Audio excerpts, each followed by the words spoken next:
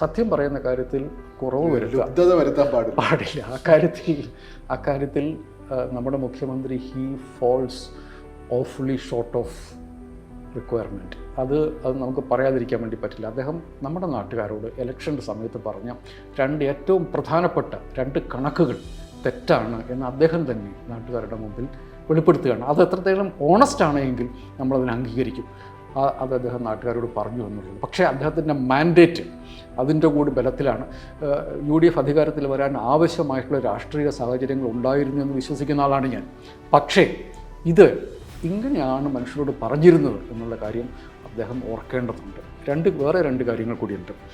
ഒന്ന്, ഖജനാവ് പൂച്ച പെറ്റ് കിടക്കുകയായിരുന്നു എന്നുള്ളത് ആവർത്തിച്ച് പറഞ്ഞാണ്. അദ്ദേഹം മനുഷ്യരുടെ മനസ്സിലേക്ക് അടിച്ചേൽപ്പിച്ച ഒരു ബിംബമായിരുന്നു ഈ പൂച്ച പെറ്റ് കിടക്കുന്ന ഖജനാവ് എന്നുള്ളത്.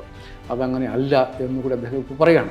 5000-ലധികം കോടി രൂപ ഈ സർക്കാർ മിച്ചമുണ്ടായിരുന്നു. എന്നിട്ടിപ്പോൾ അദ്ദേഹം പറയുന്നത് അദ്ദേഹം അധികാരമേൽക്കുന്ന മെയ് 16 ആകുമ്പോഴത്തേക്കും അത് 2000 കോടിയായിട്ട് കുറഞ്ഞു. നാച്ചുറലി, കാരണം ആ മാസത്തെ പെൻഷനും പിന്നെ ശമ്പളവും കൊടുത്തു കഴിയുമ്പോൾ വീണ്ടും പണം വരും. ഇപ്പോഴും അദ്ദേഹത്തിന് ഈ ആശാ വർക്കേഴ്സിന് കൊടുക്കാനുള്ള പണവും മറ്റു പണങ്ങൾ കൊടുക്കാനുള്ള പണം ഈ ഖജനാവിലുണ്ട്. എന്ന് വെച്ചാൽ നമ്മൾ ഈ കേരളത്തിൽ അപ്പോൾ ഇദ്ദേഹം സേതു ഇപ്പോൾ പറഞ്ഞ 4 കാരണം, അതായത് ധവളപത്രത്തിൽ അവർ മുമ്പോട്ട് വെക്കുന്ന ഈ 4 കാരണങ്ങളും പുതുതായിട്ടുണ്ടായതല്ല.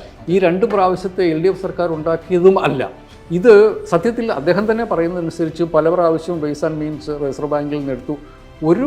ഒരു കാരണവശാലും ഒരു തരത്തിലുള്ള ട്രഷറി നിയന്ത്രണവും ഇല്ലാതെ ഇത് കൊണ്ടുപോയി എന്നുള്ളതിൻ്റെ ഒരു അക്നോളജ്മെൻറ്റ് കൂടിയാണ് ഈ ധവളപത്രത്തിൽ നമ്മൾ കാണുന്നത്. കാരണം അതിനാണ് നമ്മൾ മാനേജ്മെൻ്റ് എന്ന് പറയുന്നത്.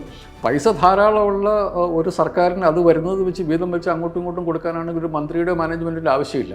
അത് ഓരോ പൈസയും വരുന്നതും പോകുന്നതും കണക്കാക്കി മനുഷ്യർക്ക് ഉപദ്രവമില്ലാത്ത രീതിയിൽ ട്രഷറി മാനേജ് ചെയ്ത് കൊണ്ടുപോകുക എന്നുള്ളതാണ് ഒരു ട്രഷറി മാനേജറുടെ ഒരു ട്രഷറി മാനേജ്മെൻറ്റ് മാത്രമല്ല, അതിനകത്ത് പൊളിറ്റിക്സ് കൂടി ഇൻവോൾവ് ആണ്. അതുകൊണ്ട് ഒരു ധനകാര്യമന്ത്രിയുടെ പണി അതാണ്. അത് നല്ല ഭംഗിയായിട്ട് ബാലഗോപാൽ ചെയ്തു എന്നാണ് സത്യത്തിൽ ശ്രീ സതീശൻ പറഞ്ഞു വെക്കുന്നത്.